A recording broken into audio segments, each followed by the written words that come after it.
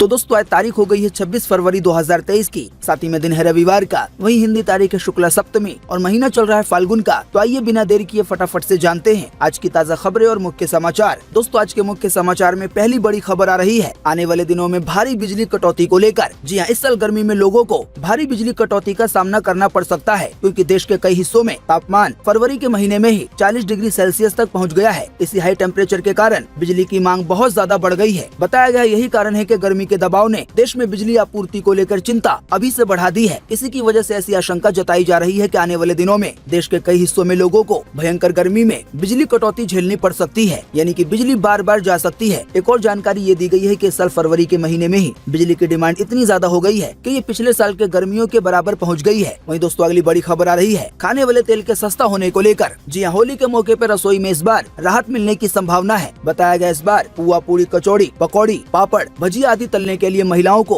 कम पैसे खर्च करने पड़ेंगे। दरअसल दिल्ली तेल तिलहन बाजार में अभी हाल ही में बीते शनिवार को ज्यादातर खाने वाले तेलों में भारी गिरावट देखी गई है। इसी की वजह से कहा जा रहा है आने वाले दिनों में आम जनता के लिए भी खाने वाले तेल सस्ते हो सकते हैं। इसी की वजह से इस होली के मौके पर रसोई में राहत मिलने की संभावना है। हालांकि वहीं दूसरी ओर इसी बीच ये भी खबर आ रही है कि दूध से बने सामान, साथ ही में अंडे और चिकन आदि महंगे हो रहे हैं। वहीं दोस्तों अगली बड़ी खबर आ रही है नसीरुद्दीन शाह के एक नए बयान को लेकर, जो उन्होंने मुगल के बारे में दिया है। दोस्तों बॉलीवुड के मशहूर एक्टर नसीरुद्दीन शाह अपने बेबाक बयानों को लेकर अक्सर सुर्खियों में रहते हैं। अब हाल ही में उन्होंने अपने एक नए बयान में कहा है कि अगर मुगल इतने ही गलत हैं तो उनके बनाए ताजमहल, लाल किला और कुतुब मीनार को लोगों ने गिरा नहीं दिया होता। नसीरुद्दीन शाह के मुताबिक हमें मुगलों की तारीफ नहीं करनी चाहिए, लेकिन उन्हें बदनाम भी करने की जरूरत नहीं है। साथ ही में नसीरुद्दीन शाह ने ये भी कहा कि हमारे यहाँ के लोग अकबर और तैमूर जैसे हत्यारों में अंतर नहीं कर पाते हैं। मुगल यहाँ लूटपाट करने नहीं बल्कि अपना घर बनाने आए थे। मुगलों के योगदान को कैसे भूला जा सकता है? हम लाल किले को इतने सम्मान के नजरिए से क्यों देखते हैं, जबकि बनवाया तो इसे मुगल नहीं था। दोस्तों वैसे आप नहीं जानते हैं तो आपको बता दें, आने वाले 3 मार्च 2023 को OTT प्लेटफॉर्म G5 पर नसीरुद्दीन शाह की एक वेब सीरीज आने वाली है, जिसका नाम है ताज डिवाइडेड बाय ब्लड। बताया गया इस वेब सीरीज की कहानी मुगल शासन काल की है और इस वेब सीरीज में अकबर का किरदार नसीरुद्दीन शाह ही निभा रहे हैं। वहीं दोस्तों अगली बड़ी खबर आ रही है पुलवामा हमला के मामले में एक बड़े खुलासे को लेकर। दोस्तों 14 फरवरी 2019 के पुलवामा हमले के 10 दिन के भीतर एक और आत्मघाती आतंकी हमला होना था। हालांकि इसकी भनक भारतीय फौज को लग गई थी। बताया गया सुरक्षा बलों ने उस समय 2 पाकिस्तानियों समेत आतंकवादियों को मारकर आतंकियों के मंसूबे को तहस नहस कर दिया था। आपको बता दें ये खुलासा लेफ्टिनेंट जनरल, जो कि अभी रिटायर्ड है, KJ ढिल्लन ने अपनी किताब कितने गाजी आए और कितने गाजी गए इसमें किया है। कुल मिलाकर आसान शब्दों में कहें तो ये जानकारी दी गई है कि जब 14 फरवरी 2019 को पुलवामा में हमला हुआ था और इसमें हमारे देश के 40 जवानों की जान चली गई थी और कई घायल हुए थे, तो इसी पुलवामा हमले को लेकर बताया गया है कि 10 दिन के भीतर एक और दूसरा वैसा ही हमला होना था, लेकिन देश के सुरक्षा बलों ने 3 आतंकवादियों को मारकर उनके मंसूबे को नाकाम कर दिया। वहीं दोस्तों अगली बड़ी खबर आ रही है सोनिया गांधी को लेकर, जिनके बारे में ये आशंका जताई जा रही है कि वो राजनीति से रिटायरमेंट ले सकती हैं। जी हाँ, छत्तीसगढ़ की राजधानी रायपुर में चल रहे कांग्रेस के 85वें अधिवेशन में पार्टी की पूर्व अध्यक्ष सोनिया गांधी ने राजनीति से रिटायरमेंट का इशारा कर दिया है। सोनिया गांधी ने बीते शनिवार को अपने संबोधन में कहा है कि भारत जोड़ो यात्रा के साथ ही मेरी राजनीतिक पारी अब अंतिम पड़ाव पर है। तो ऐसी आशंका जताई जा रही है कि सोनिया गांधी ने इशारों में ये कह दिया है कि अब वो जल्द ही राजनीति से रिटायरमेंट ले लेंगी। वहीं दोस्तों अगली बड़ी खबर आ रही है लालू यादव के एक बड़े बयान को लेकर। आपको बता दें लालू यादव की तबीयत खराब होने की वजह से उनका कोई बयान या संबोधन काफी दिन के बाद आया है। दोस्तों आप नहीं जानते हैं तो आपको बता दें, बिहार के पूर्णिया में अभी हाल ही में बीते शनिवार को महागठबंधन की महारैली हुई। इसमें नीतीश कुमार, तेजस्वी यादव समेत महागठबंधन के कई बड़े बड़े नेता शामिल हुए। इस महागठबंधन की महारैली को RJD के सुप्रीमो यानी कि लालू यादव ने वर्चुअली संबोधित किया। आपको बता दें, सिंगापुर से किडनी ट्रांसप्लांट करवाने के बाद लालू यादव फिलहाल दिल्ली में हैं। अपने बयान में लालू यादव ने कहा कि भाजपा कोई पार्टी नहीं है, वो राष्ट्रीय स्वयंसेवक संघ यानी कि RSS का एक मुखौटा है। साथ ही में लालू यादव ने कहा कि भाजपा और RSS घोर आरक्षण विरोधी है। आप सभी लोग एकजुट रहिए, हम साथ रहेंगे तो ये लोग कुछ नहीं कर पाएंगे। साथ ही में लालू यादव ने ये भी दावा किया है कि भारत देश से नरेंद्र मोदी की सरकार की विदाई का समय आ चुका है। फिर लालू यादव ने कहा कि हम और नीतीश अब एक हो गए हैं और हमेशा एक साथ रहेंगे। आने वाले 2024 के चुनाव में हमें रिकॉर्ड को तोड़ देना है। वहीं दोस्तों अगली बड़ी खबर आ रही है दुनिया भर के कई देशों में खाने के कई सामान भयंकर महंगा होने को लेकर, खास करके प्याज। जी हाँ, दुनिया के कई देशों में पहले से ही आर्थिक उथल पुथल का दौर जारी है। ताज़ा जानकारी के मुताबिक इसी बीच अब दुनिया एक नए खाद्य संकट की ओर बढ़ती हुई दिखाई दे रही है, यानी कि खाने की संकट की ओर। बताया गया दुनिया के कई देशों में प्याज की कमी हो गई है। देश फिलीपींस में तो प्याज की कीमतें चिकन से भी ज्यादा हो गई है। बताया गया केवल फिलीपींस ही नहीं बल्कि किर्गिस्तान, उज्बेकिस्तान, ताजिकिस्तान, इस तरह के कई देश ऐसे हैं जहाँ पे खाने के कई सामान काफी ज्यादा महंगे हो गए हैं। बताया गया है फिलीपींस में भारी प्याज की कमी की वजह से चिकन लेना तो वहाँ पे सस्ता है, लेकिन प्याज लेना महंगा है। बताया गया अभी वहाँ पे 1 किलो लाल प्याज 347 रूपए से लेकर 498 रूपए के बीच बिक रहा है। हालांकि वहीं फिलीपींस में 1 किलो चिकन का भाव 241 रूपए से लेकर 317 रूपए के बीच चल रहा है। बताया गया इसी से मिलता जुलता हाल दुनिया के कई और देशों का है। वहीं दोस्तों अगली बड़ी खबर आ रही है रोबोट को लेकर। दोस्तों जैसा कि आप जानते हैं तकनीक ने दुनिया को बड़ी तेजी से बदला है। अब आर्टिफिशियल इंटेलिजेंस यानी कि एआई की वजह से इस बदलाव की रफ्तार में और तेजी आ गई है। बताया गया ऐसी संभावना है कि दशक भर में ही यानी कि आने वाले 2030 तक ही दुनिया इतनी ज्यादा बदल जाएगी जिसकी कल्पना करना भी अभी मुश्किल है। बताया गया ब्रिटेन और जापान के 65 एआई विशेषज्ञों के इंटरव्यू के बाद तैयार की गई रिपोर्ट ये कहती है कि इस दशक के अंत तक यानी कि 2030 तक दुकानों पर इंसानों की जरूरत नहीं होगी। खरीदारी में खर्च होने वाले समय में 60% तक की कमी आ जाएगी, यानी कि सामान खरीदना बेहद ही सस्ता हो जाएगा। बताया गया एआई के जरिए यानी कि आर्टिफिशियल इंटेलिजेंस के जरिए दुकान मॉल की सुरक्षा को लेकर, इसके अलावा सफाई से लेकर स्टोरेज तक की सारी चीजें रोबोट करेंगे। घरों के ज्यादातर काम दुनिया के कई हिस्सों में ऑटोमेशन के जरिए होंगे, यानी कि ऑटोमेटिक। विशेषज्ञों ने यह भी कहा है कि झाड़ू पोंछा, बर्तन धोना, खाना बनाना जैसे घरों के 39% काम रोबोट करने लगेंगे। हालांकि साथ ही में इसी बीच ये भी बताया गया है कि ऑक्सफोर्ड यूनिवर्सिटी में एआई और सोसाइटी के प्रोफेसर एक्टेरिना हर्टॉग कहती हैं कि स्मार्ट तकनीक के इस दौर में निजता पे सबसे बड़ा सवाल पैदा हो गया है, यानी कि आपकी निजी जानकारी पर। वो कहती हैं एलेक्सा जैसे डिवाइस हर चीज को रिकॉर्ड करते हैं, बातों से लेकर हरकतों तक हर चीज को रिकॉर्ड कर लिया जाता है। साथ ही में वो ये भी कहती हैं कि इस दशक के अंत तक यानी कि 2030 तक इंसानों के लिए अपनी निजता बचाए रख पाना मुश्किल होगा। आसान शब्दों में कहें तो उनके कहने का ये मतलब है कि हम जिस तरह से फोन को इस्तेमाल करते हैं और जितना ज्यादा फोन को इस्तेमाल करते हैं, फोन के अलावा कंप्यूटर या दूसरे डिवाइस को इस्तेमाल करते हैं, तो इनमें से कई चीजें ऐसी हैं जो कि हमारे बहुत सारे डेटा को स्टोर करते हैं, यानी कि हमें क्या पसंद है क्या पसंद नहीं है, हम क्या देखना ज्यादा पसंद करते हैं, इस तरह की हजारों लाखों चीजें।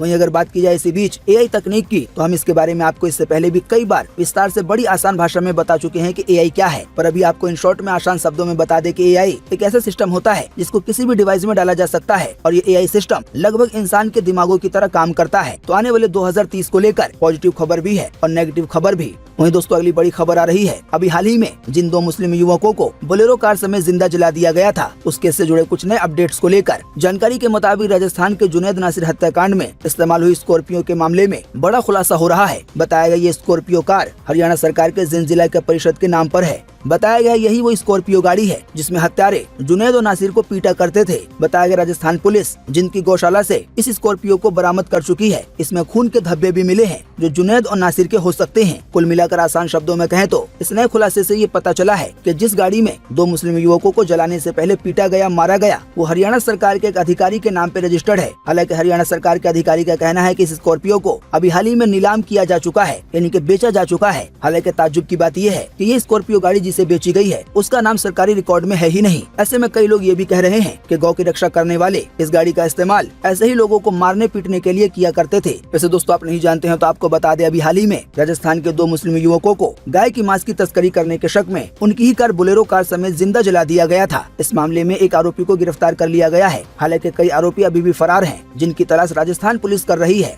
वहीं दोस्तों अगली बड़ी खबर आ रही है सुकेश चंद्रशेखर को लेकर, जो कि महाठग के नाम से भी मशहूर है। अब ताजा जानकारी यह है कि ठग सुकेश चंद्रशेखर की ईडी रिमांड 3 दिन के लिए बढ़ा दी गई है। अभी हाल ही में कोर्ट में पेशी के समय उसने जैकलीन फर्नांडिस के बारे में बात की। उसने कहा कि जैकलीन का 200 करोड़ रुपए के मनी लॉन्ड्रिंग केस से कोई लेना देना नहीं है। साथ ही उसने ये भी कहा कि मैं जैकलीन को प्रोटेक्ट करूंगा। हालांकि दोस्तों इसी बीच ठग सुकेश चंद्रशेखर को लेकर एक और खास बात पता चली है, जिसमें ये बताया गया है कि पुलिस की कस्टडी में होने के बावजूद उसके लाइफस्टाइल में कोई बदलाव नहीं आया है। अभी हाल ही में जब वो कोर्ट में पेश हुआ तो उस समय उसने लगभग 1 लाख रुपए की जैकेट पहनी हुई थी और जो उसके जूते थे उसकी कीमत लगभग 70,000 रुपए है। वहीं उसने जो जीन्स पहनी हुई थी उसकी कीमत 30,000 रुपए है। वहीं दोस्तों अगली बड़ी खबर आ रही है गोवा के एक दुकानदार से घुटने पे बिठा के माफी मंगवाने को लेकर। जानकारी के मुताबिक गोवा में एक व्यक्ति को पाकिस्तानी क्रिकेट टीम का समर्थन करना भारी पड़ गया। लोगों ने उससे घुटने के बल बैठकर माफी मंगवाई और भारत माता की जय के नारे भी लगवाए। बात यह है कि एक व्लॉगर घूमते घूमते इस व्यक्ति के दुकान पे पहुंचता है और उस समय न्यूजीलैंड और पाकिस्तान का मैच चल रहा था। व्लॉगर के पूछने पे दुकानदार कहता है कि वो इस मैच में न्यूजीलैंड को नहीं बल्कि पाकिस्तान को चीयर अप कर रहा है, यानी कि पाकिस्तान को सपोर्ट कर रहा है। तो थोड़ी देर में जैसे ही व्लॉगर का वीडियो वायरल हुआ तो कई सारे लोग उसके दुकान पे पहुंच गए और उससे घुटने के बल बैठा के माफी मंगवाई। बाकी दोस्तों आप इसी वीडियो के नीचे कमेंट बॉक्स में कमेंट करके बताएं कि इस दुकानदार के साथ कुछ लोगों ने ये जो काम किया है यानी कि माफी मंगवाई है, तो ये आपके हिसाब से सही किया या गलत किया, इस पर आपकी पर्सनल राय क्या है। वीडियो को पूरा देखने के बाद आप अपना जवाब इसी वीडियो के नीचे कमेंट बॉक्स में लिख सकते हैं।